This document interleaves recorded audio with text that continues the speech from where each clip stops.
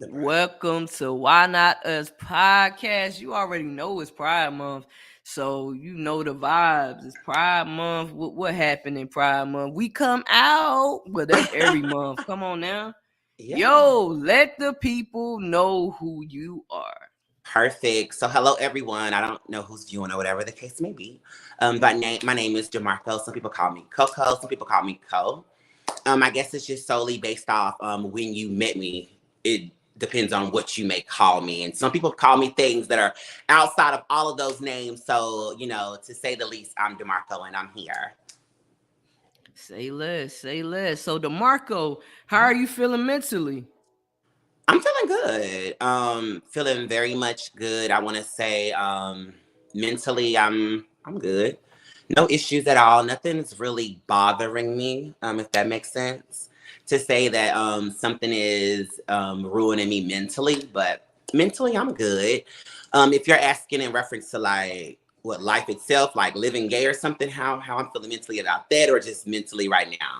So basically, it's just a question I ask everybody to come to the platform because mental health is Oh yeah, important. of So course. I ask everybody, how are you feeling mentally? A lot of people don't even ask people how they're feeling Yeah. mentally. You know what I'm saying? So that's what I Yeah. always do. Is Well, very thank you for important to me. that. Most Thank you. definitely, That's most so sweet. definitely. I'm like, what do you mean? Because you're right. It's not a common question. People don't ask you Yeah, that. yeah. So I'm like, huh? But yeah, I'm good. Thank you for asking. Most definitely, most definitely. So tell the people what DeMarco got going on. Like, what you got going on? How you Well, feeling? What's new um, with you? I'm feeling good, looking good. Yes. But yeah, I'm feeling good. I want to say thank you, Ken J. Or is it together, or is it just, what is Hey, it? you said it. You Oh, did okay, what you okay. I'm like, did, I don't boo. know if it's together or I see it separate, but I want to say thank you for allowing me and other people like me and yourself to come here and vocally tell our stories. I know everybody's story is different. Um, so my story I know is definitely different from probably a lot of people's, and I'm going to share that with you. But thank you You already. for giving us this, allowing us this outlet. A lot of us feel so sheltered. Some people who aren't bold enough to come on here to express themselves, they may get a lot out of this. So thank you so much for being that outlet. You're highly appreciated. Hey, you already. Hey, I appreciate you. I Yeah, appreciate of you. Thank course. you. Of course. Appreciate you. Um, as of right now, yeah, my phone is gonna go off my shade.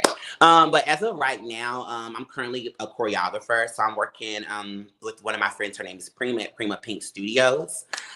In there we do choreography, we dance, all types of dance and things of that nature. And you'll see a lot about it coming up soon. So if you follow me, you've already saw me, and I know I got a lot of followers, and I want to say thank you all. I don't see myself as some type of celebrity or anything like that. I just say thank you to the people who gravitated towards me because of something they thought was beautiful about me, not even knowing me. Because some people hate my guts. So when you got like 7,000 people saying, "Hey, you're amazing," like, whoa, y'all don't even know me. So I want to definitely thank all of you all as well, for allowing me to be comfortably myself and not really getting on my nerves, okay? But really just allowing me to embrace myself and not really being too judgmental. And for the ones that are judgmental, I want to thank you too for helping me build tough skin, to because y'all don't pay my bills, and y'all don't sign up on my check. So when I realized at one point in time I was being talked about, I didn't really get upset about it because I still got paid the same thing every 2 weeks. So that's just the way I look at things. If you pay with my money, then we got a problem. But talking about me doesn't really Yeah. hurt. Um, so You you want got me to good. start? Yeah, most Perfect. definitely. Do your Okay. thing. So when I was young, I'm trying to think back. I actually was gonna have this written out and everything, but I had to rush home. I'm a real prepared person. Like I'm always prepared. But I just kind of start when I was young. So growing up, I have three older brothers. So I didn't really get a lot of backlash like a lot of the other gays. My young guy. I want to say when we were young and feminine, people may have talked, but they never said it to my face. They may have felt some type of way, but like I said, I had three older brothers and they were not allowing anyone to get close to me. And I mean, literally no one. So I was pretty much sheltered, if that makes sense. I was really sheltered. I will say, growing up in a house full of boys, I'm different. So, of course, I got it from them. So it's kind of like you get it at home, you get it out in the streets, it's okay. Growing up was also easy because I had really great friends too. Oh God, I grew up in the hood. Don't get me wrong, people don't know that. But I grew up in the hood, and Don't text me. And basically, what it was kind of like clicked off. You know, you had the boys and you had the girls and young boys, and you had the older adults who did adult things or whatever the case may be. But when I speak about these cliques, I mean, these girls loved me. You know, they treated me regular as if I was like one of the girls. So I always kind of grew up in the mindset of being one of the girls. I'm just being honest, or at least being different. I don't want to say one of the girls. I never really wanted to be a girl per se. And some people always think because you're gay and you like to wear, no, nobody wants to have a baby and period. And there's nothing against y'all, but I don't want all that. I don't want all that. Me But neither. I do like the aesthetics, the nails and things like that. They make us beautiful. And I'm not saying I don't value women. Women are very valuable. I just personally don't want to be a woman, you know? But back to growing up. Growing up, I grew up in the hood. Fighting, we did that, you know, fighting, learning how to fight and things like that. But I can say, all in all, I think everybody pretty much loved me. None of us really understood who I was because I was young and I was the only one that was openly different. I don't know who else comes out to be gay. I'm not here to exploit them, but as for me, I was the only open person that was like this. And no, when you're young, and I think it's very disgusting for someone, an adult, to call a young child gay because we're talking about sex. Are you following me? So when you come and you want to classify a child that's not even thinking about sex, when I was young, all I wanted to do was cheer. I didn't even think about boys. I'm not saying I didn't find them attractive. They were attractive, but my mind wasn't on sex. And it wasn't on dating guys, if that makes sense. I was too busy trying to be a child. And I noticed that when I see adults talk about, you know, feminine little boys, oh, he's going to be gay or he's gay. I'm like, oh my God, that's a child. You know, you don't know the trajectory of his life and where he's going to go and what may change. But to call a child gay is, to me, I think it's just too much because you're talking about sex. These children, in my mind, I want to believe they're not thinking about sex, you know? So I think it's horrible. I think it's very inhuman for an adult to say that about a child, insult kids and things like that. But I heard it. I took it. Back then, we know people aren't as smart as we are now. I'm just being honest. And being gay wasn't as accepting. So, of course, a lot of people were in the closet, yada, yada, yada, but not me. Of course, I wasn't open with like girl clothes and stuff like that. So my mom bought my clothes. She wouldn't buy me no girl clothes. She made that really clear. And that's only because she raised 3 older straight boys. So now you got this one young child that's a little different. So all she could do was love me. That's all she did. And I can say that I love my mom. All she could do was love me. She knew I was different. And she accepted it immediately. I never had to come out and say, oh, Ma, I like boys. When I brought my first boyfriend home, she was totally cool. You following me? Yes. She always let me know that love is love. And she always provided me love. So I was always able to display that out. I will say growing up, I wasn't as nice or as poised because once again, nobody around me was. I'm not trying to be funny. You grew up in the hood, so it's survival of the fittest. Nobody's poised. Everybody's like shruggy and all crazy, you know, and then they're really aggressive. So I was a very aggressive person. And then like I tell people when they're like, oh, why this gay boy got an attitude, you know, and this gay girl's got, because y'all always got something to say. So at majority of the time, we're on defense mode. I had to really jump up off of that though, because it ruins you as a person. You miss out on a lot of good people being defensive when you don't have to be, you know? So at first, when I was growing up, I want to say going through middle school, high school, elementary, I was defensive, very defensive. It was given very much, don't talk to me unless you know me. If you got something to say, let's take it to the street. That was me in high school. So if people who only met me in middle school and only knew me in high school, they still think that's who I am, you know? That's not who I am anymore though. And I thank God for that. But I can say middle school, it wasn't hard.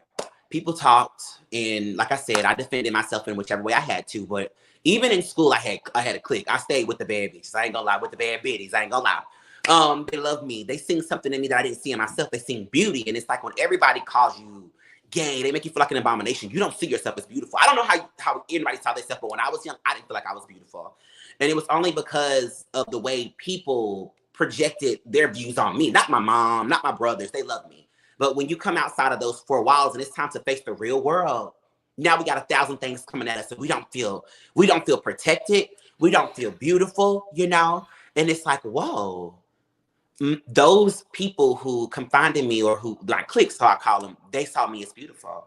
They saw me as a star. And it was like people would see so much of me. I'm like, what are y'all seeing me? I'm so regular. You know, like, they're like, no, you're special. It's something about you that's really special. And I really didn't grasp that until a few years ago, in all honesty. But okay, like I said, middle school, Cool. High school was cool too. High school is when the bullies came, I want to say. And high school is when all the DL boys were around. Mm-hmm. So in high school, you got the boys, oh, he gay sitting at the... Why is that important? And I realized, okay, those are the boys who are gagging us now. They will love to sit with me now. I don't even answer their inboxes because I remember how you made me feel at that time. And I don't think people think that's important, that you could have caused me a lot of trauma in my life if I would have allowed all of that negativity to determine who I am, you know? College, smooth. Oh my goodness, smooth. I loved college. Although people were openly gay in college, of course. It wasn't really a lot of trans at the time, like, trans women and things like that.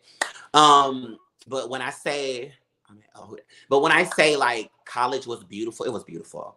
No one was judgmental. Everybody was about their business. It gave me very much a work vibe. And I went to Salem State University, the illustrious Winston-Salem State University. I'm a Ram. But everybody at Winston, I can say, were about their business. And everybody who's my friends on Facebook, yeah, they all got good jobs. I'm trying to be funny. Everybody really is really is established. I'm not going to say kind of established. They're all established.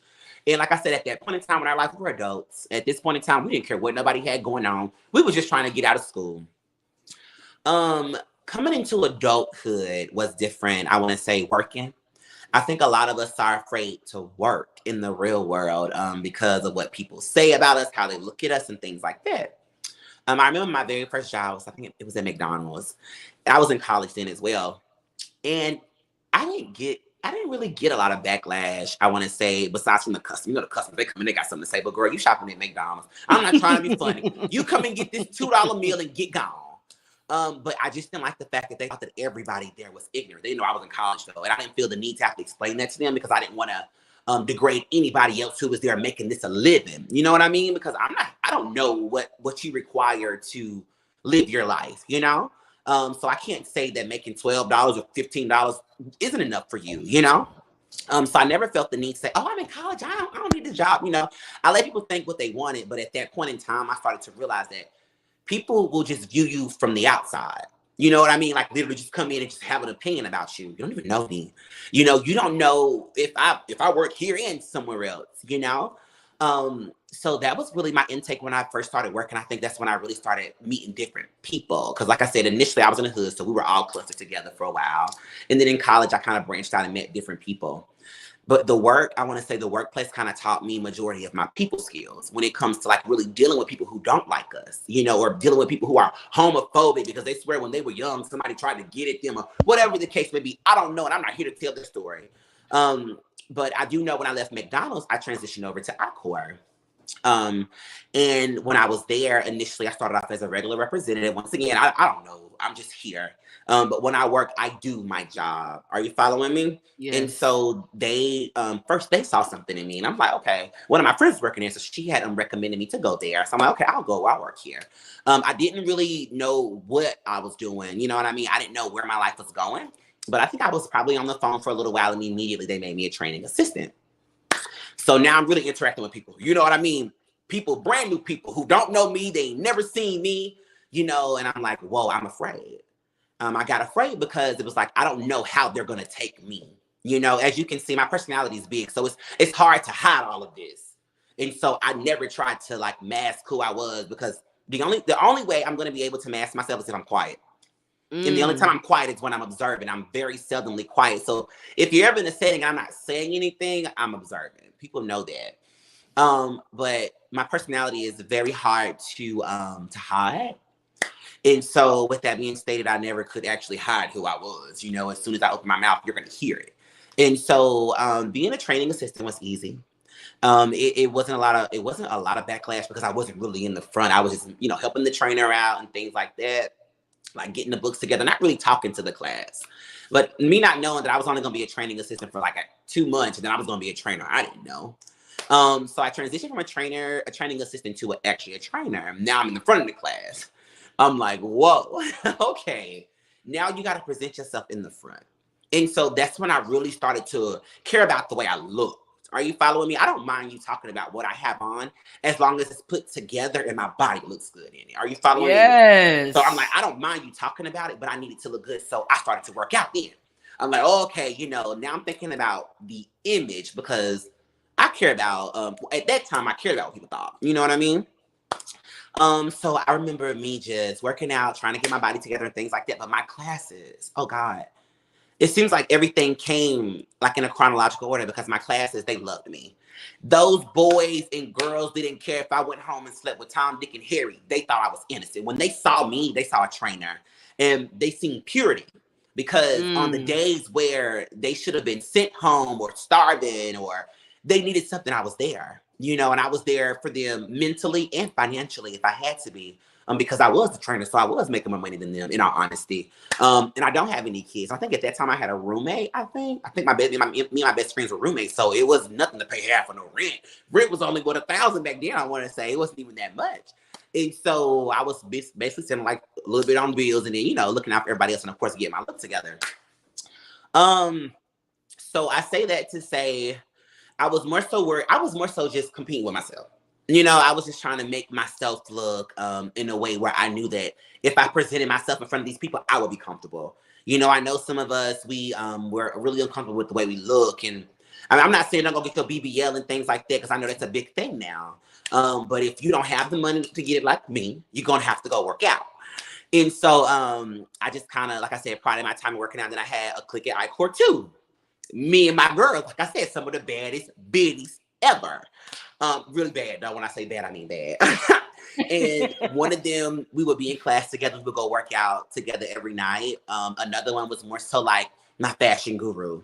And those are still my friends today. Ray and Lauren. Lauren's my fashion guru. Anytime I got a question about, is this cute? She gonna let me know. People like, you can dress so well. I go through 1,000 outfits before I can figure out exactly what I want to wear. And I'm gonna give credit to my friends because when my mind isn't feeling it, I'm like, okay, what do y'all think? But those are my lifelong friends that I actually met there. And I met a few other people I love as well, but I'm just saying those are the two I'm talking about right now. Just in case you view it, I don't say your name. Y'all know I love all y'all. I'm just saying in general. I talk to them every day, up until this day, and I even have a new career and things like that. But yeah, so from training, like I said, my classes love me. Then I transitioned to being the manager. Now, this is when it comes different for me, right? It became really different for me because now I had to care about classes and trainers and everybody. And I also had colleagues. So when I initially became the manager that very first year, I want to say that was 2000, people already, they overlooked me. I was the youngest manager, definitely one of the baddest. Let's be clear. I'm going to go ahead and be honest. Definitely one of the baddest because when I came in, I'm not trying to be funny. When I would walk in the building, it was like Beyonce World. Stop. Everybody looking. Yeah, I was definitely one of the baddies there. They knew what it was. I love it. Yeah, I was one of the baddest managers there. And I mean that because not only I looked good, I didn't allow a title to dictate how I treated people. Because I realized that when I got promoted to a manager, I was only making a few more thousand than when I was a trainer. So at that point in time, to me, money didn't matter. I was thinking I was going to get 50 G's. I'm just being honest on top of what I was making because I'm a manager now. And I'm doing more work. It didn't work like that. But anywho, I loved it. I cared, like I said, more about my trainers and the trainees and my colleagues, and I'm being honest. Because I kind of felt like with my colleagues, they never trained before. I trained. So I knew what their struggles were. I could relate to them. You know what I mean? And I think that's why I was given that position. But I was also able to mold them too. Because also when I was trainer of the year every year. I want to say I don't remember missing a year. But I was able to mold my trainers as well. And one of them just texted me today like, oh, they got an award. I don't even work there no more. She's like, thank you so much. She still called me her boss. You following me? And I haven't been there in months. She's still calling me her boss. So I'm like, oh, wow, that made me feel some type of way because at the end of the day, I was her foundation. I helped her out. When people felt like she wasn't good enough, I told her she was.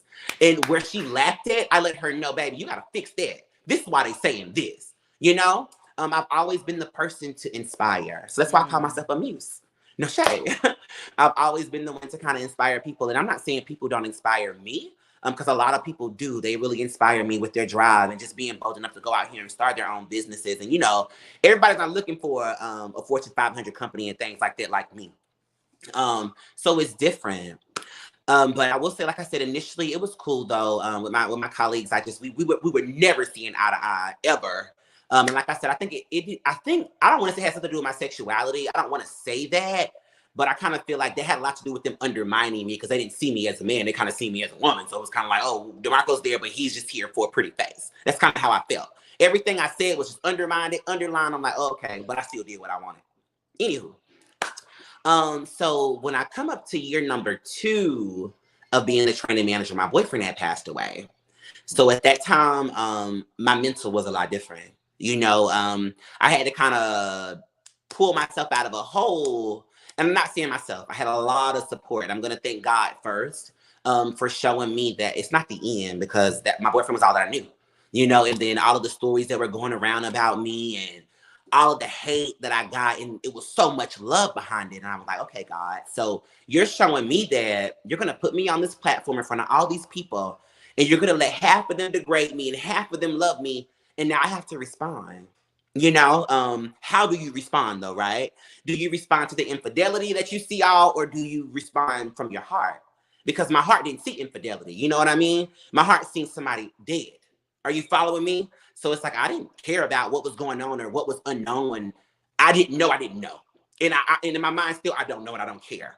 A lot of people gave me backlash. I would have dug my boyfriend up and killed him again. I'm like, y'all must have never seen your boyfriend die before. That's not something you ever want to endure. To see anyone, any spouse die in front of you, don't want to endure that. I'm being real. So only person that could help me was God. All my friends were there, but I felt like nobody felt how I felt, And a lot of people, once again, degraded the relationship because I'm a man, right? We're both men, so I can never be a trophy, or I can never be a man's number one choice because I'm a man. So that's why I brought that up, because once again, if I wasn't strong, they could have tore me down. Those people threw my name through the dirt. I could have been suicidal, and I say that so when people do stuff like that, I want you to think before you go and repost something about somebody you know nothing about. You don't know. I was strong enough to where God had me. He like, oh, you know who you are. He's like, this ain't nothing. You've trained classes. You've done the unthinkable, and you're gonna bounce back from this, which I did. Ta-da. Yeah. But I say that to say, don't degrade us because we're gay. Don't make it seem like we can't or we're not deserving of love from somebody else. And it's never an issue with women. It's always with the men.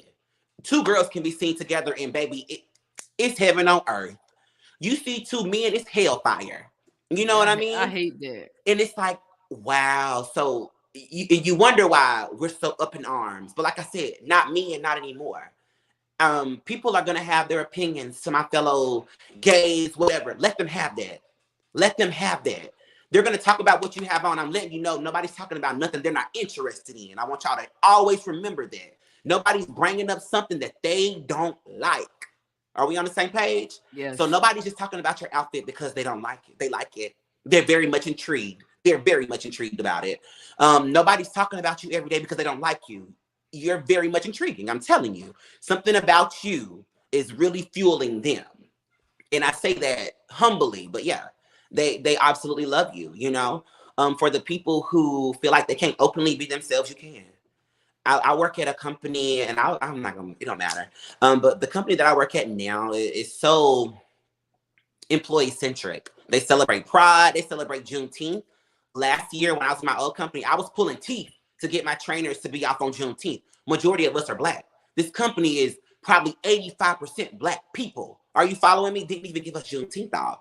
And I say that to say there are companies out here that love us. And I'm not saying that company didn't love us. That's how I felt at the time. At that time, I was furious. And I'm like, okay. Even Pride, we didn't get a Pride email. I'm not trying to be funny. My new company, they love us. And I want to let people know that you're loved. You're loved out here. You may not see it, I guess, in your inner circle. And if you don't, it's more people out here. Don't be afraid to branch out and meet new people. There's so many good people out here. And don't always be defensive, because you're going to miss out on somebody good by being so defensive. People don't like nasty attitudes. And I don't know. I guess it's the rappers who have the projection that every girl or everybody got to come off snappy and nasty. And no. I don't think that's attractive. You know what I mean? I feel like because the media portrays that you have to be this cruel person to, to be somebody, if that makes sense. You have to down this person, down that person, or the majority of your likes come from you talking about somebody else. Are you following me? Not you uplifting somebody, not a picture of yourself. but a picture of you talking about somebody else. And what does that say? That the world would prefer us to be cruel than to be nice. And that honestly, you're not popping. They rather like the drama that you start than you. So I'll start there. I'm gonna stop there because I can talk. So I'm gonna stop right I there. love it though. I Okay. love it. I love it. Listen, Yeah. I look. I put the microphone on mute because my nephew. I heard him, so I had to say, Oh, you're fine. yeah. So, but I love you talking. Like, keep talking. I'm learning. I'm loving it. Yeah. I love your energy, Thank you so much. and I love how you are. I could just feel your energy. Yeah. That time when that situation happened, when all that Yeah. negative things were going on, and I saw your live. Yeah. And I was pulled in, and I just felt your energy, and I was like, "Yo, he's so amazing." Thank you. He's so amazing because you've been through so much. Yeah. You know what I'm saying? And you was just sitting there so Subtle. Very yes. much subtle and Just poised. so love and light That though. I mean, because I had to pray. I'm not gonna lie. Yes, yeah, but Um, you was yeah, beautiful, it was man. the year after it happened, and I'm like, okay, now it's my time. I gave everybody their time, and I gave everybody their time to post their pictures, to talk about me, to say I was nobody. I let them have their way for a year. Are you following? I let them have their way for a year, and I said, I can get on here and slander all y'all. I'm being honest. I looked at your pictures for a year. I know exactly what y'all are giving. I could have slandered y'all, but I didn't. God said, if you're going to go on there, I want you to go on there and you be poised and you be polite. You have nothing to prove. You knew what it was. You knew he loved you. My name was tatted all over him. It's no way nobody didn't know he didn't date me. They're lying. My name was on his neck, on his arm. It was everywhere. Demarco, the name you see right here. They knew about the doll, and I'm going to leave it at that. But when I got on there, I felt a spirit of just peace. You know, it was peace. And although I was seeing the comments, they were coming. I think that video got over like 18K views. They erased my views because they want me. They put me on professional profile now. They want to Man, give me nah, some it was, money. bro. It was like I thought it was more than it was. It was Like like it I was a think about lot. It was a 20. lot. A lot. Yeah, it was a lot. It was shared a lot of times. I will say that, but it had like I think I was up to Yeah. like 20K viewers, and then Facebook wrote me like, "Hey, we want to start paying you for your content." And they erased all my viewers and kind of like flipped it all up. So I guess as people view it, they'll pay me. I don't know, but like I said, they're gonna talk me into getting money. Y'all. I'm not saying they made me hot because prior to that, I was getting views and I was getting likes. I'm not trying to be funny, but like Yeah. you said, what it did was it drew in more good people like yourself and others. You know what I mean? People that I probably never would have came across in my life because I'm a real conservative person. I don't really tell my business. Nobody would have known I was dating him if he didn't post that picture. And, I think it was like June of 2020. 2020, I think it was. Nobody would have known that. You know what I mean? I'm a very, very private person because people are cruel and it seems like they are out to get us. Yes. So why would I want to share my happiness with y'all? But that picture got about 1,000 likes when I first posted it. So I'm like, oh, dang, okay. Maybe they really like it. And then like I tell my people, it's all about not about who liked it, but who all saw it. You following me? Yes. Not everybody saw it, liked it, but they seen it. So that's why I'm like, it's really hard for me to believe that nobody knew about me. But once again, I'm not worried about that. That's just what I want to say, just to kind of clear that up. But I will say, I seen something earlier about people liking our pictures. So if a guy likes my picture, he's automatically gay, I'm assuming. Because I'm like, I like people's pictures, and that does not mean I'm attracted to them. That does not mean I want to go home with them. That don't even mean I'm gonna hop in their inbox. It just means I like your picture. Maybe you pose the right way. Maybe I liked your hat. Maybe I liked your shoes. It's so, God, I don't want to say. It's just so, people are just so small-minded.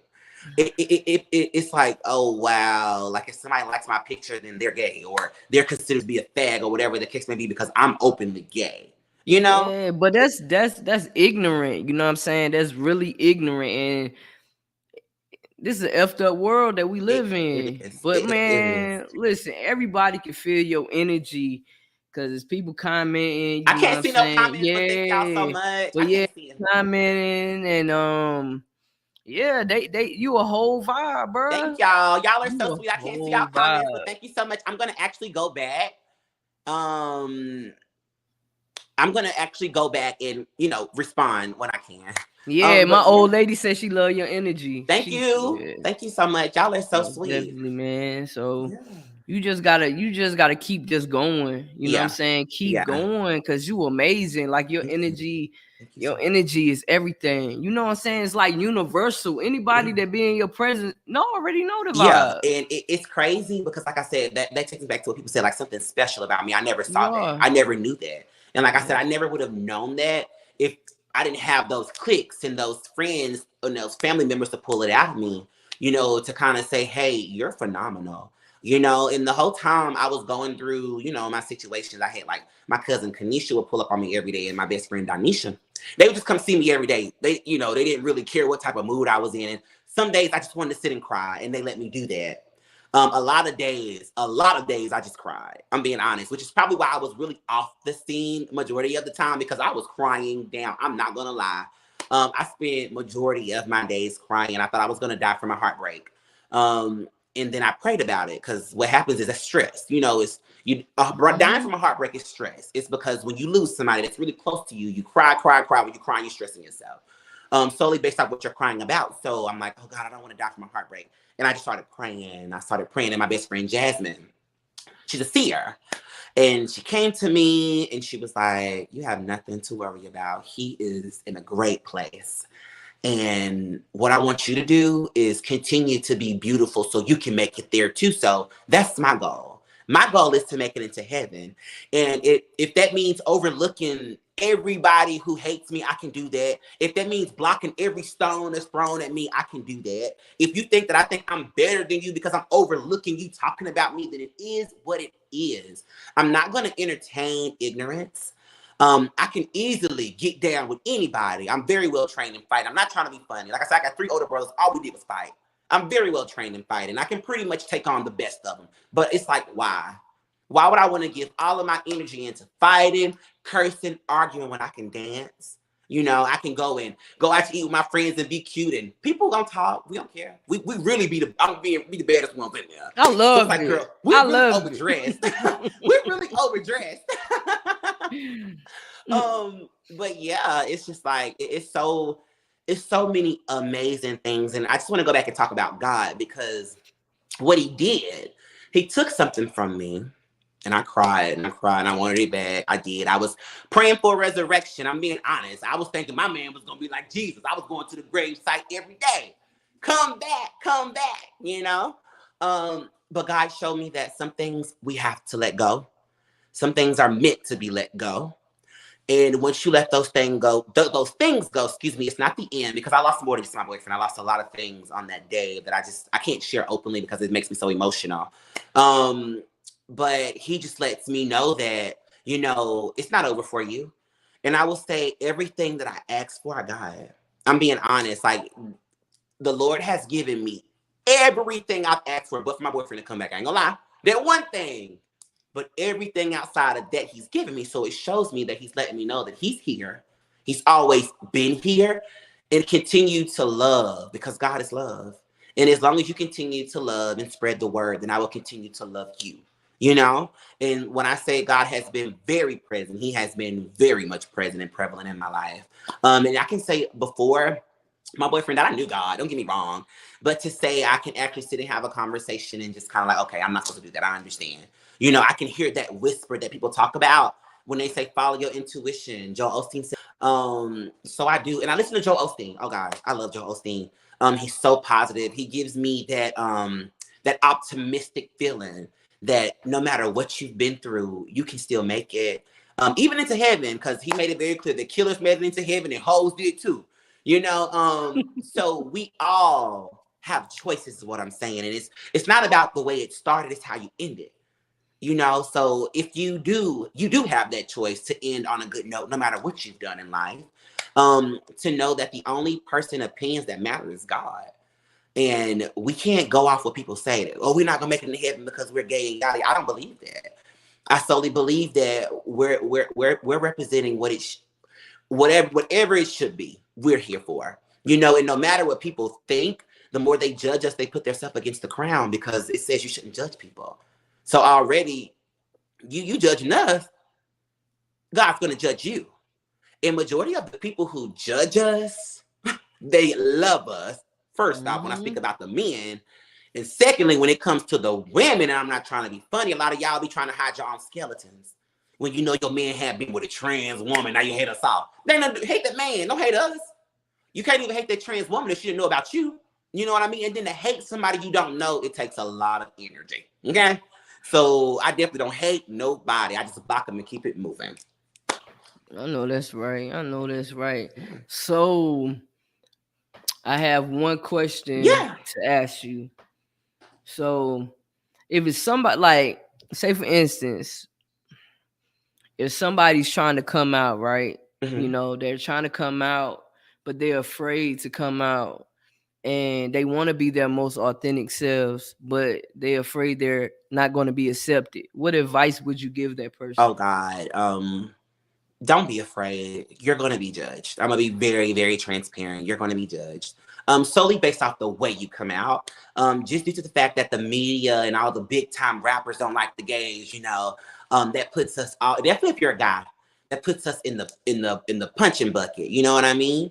Um, Embrace yourself because you're never going to be happy until you do. You're gonna have to be tough enough to take those blows and not respond because you're not gonna be able to respond to every comment. You're not gonna be able to do that. So I would say be yourself authentically, openly be yourself, embrace who you are. That way you'll get to a point of peace where you'll love yourself a little more because now everybody knows what you love. People who love you will come around. They won't understand it at first because a lot of guys think like, oh, this nigga been gay the whole time he chilling with us. You know what I mean? That's how they feel. They feel backdoor, in all honesty, like you ain't been real with them from the jump. And I can respect that, but if somebody's your friend, why does it matter who they decide to go and lay with if they're not laying with you? You know? Mm-hmm. So that would be my question to them. But to that person who's out there, I'm telling you, go for what you know. Embrace yourself. I never felt more beautiful than now. Are you following me? Than when I can openly be myself. I can wear my little 3-inch shorts outside in my crops and be cool. And I best believe your man's gonna buy me a drink. I'm just being very honest. He is. And most of the time they don't even like me. They like my personality and how confident I am. The fact that I don't care about them. You can be the finest man in here. I'm not looking at you. I'm gonna let you look at me. And you come on over here and say what's up. Um I love but it. yeah, that's pretty much how it is with me. But for that person, it's not gonna be easy. I'm not gonna lie and say it is. Not every day is glitz and glamour. Some days I do have to check people. But that's only if they're in my personal space. Like, I don't mind you saying things behind me. Don't get in my face and say something. And I let them know. I don't curse. I'm like, oh well, that was very rude of you to tell me that. And I walk off because, like I said, usually I'm being honest. I'm toting and ready to go with anybody. So I'm not even trying to argue because if I get too mad, then there could be a body on my hands. And the last thing I want to do is to kill somebody because of their opinion about me, or to hurt somebody exclusively because of the way they felt in the moment. They don't even know me. Most people who don't initially like me, when they get to know me, they start loving me. From the straights to the gays to the in-betweens, they start loving me. But initially they don't like me. Oh, he's stuck up. He come in here. I'm like, how could you say I'm stuck up? You don't even talk to me. But it's because you don't walk in and hey everybody, you got to feel their energy first. I do that at work. But if I'm walking into like a setting where I know everybody's going to be up in arms about me being here, no, I'm not going to openly speak to everybody when I walk in. I'll speak to the ones who speak to me. That way I'm not offending the straight dudes, right? I'm not offending the straight guys or anything like that. Um, but yeah, for you, please embrace yourself. If you want to inbox me, it's between you and I, whoever, or if it's an open question or if it's someone's question. And I'll tell you how it was for me. Easy? No, it's not. It's not gonna be easy. Definitely if you want to go against the gender roles, if you want to wear girls' clothes or nails, and you go against what the media states a man should look like or what a woman should look like, then you're going to get that backlash. That's just you're going to be considered an open target. Take it. I'm telling you, take it. It's not going to hurt you. It's not going to harm you. Their words are going to make you better. It's going to make you realize the things about yourself that you want to change, right? And you go and you change them, and you're going to be beautiful for you, right? And as long as you're beautiful for you, then what everybody else think don't matter. In all honesty, it really don't matter. Facts. So DeMarco, tell the Yeah. people, let the people know how they can follow you on social Boom. media. So yeah, look, I almost forgot. You can follow me on Instagram at cheerboy704. If you want to add me on Facebook, it's Demarco Cheerboy Dawson. Send me a message because it's telling me I got a lot of friend requests. I'm not gonna lie. I don't answer them because what it is I didn't want that negative energy to seep into my page. Majority of the people that are on my page, I know. If they inbox me and they're like, "Hey, Demarco, we loved your energy," then I accepted them. If it was just a random friend request and they come with no message, I didn't accept because I didn't know what they were coming for. They was either coming for the drama or to say their friend side. I don't want to hear all that. I got a side. That's the only side I care about. I'm being honest. I love But yeah, you can follow me at Cheerboy704 on Instagram, DeMarco Cheerboy Dawson on Facebook. I think I got a YouTube channel. Just put in DeMarco, you might find me. I be forgetting, y'all. I feel like I've been so out of touch sometimes because I'm so busy learning new things. But yeah, follow me, hit me up. Yeah.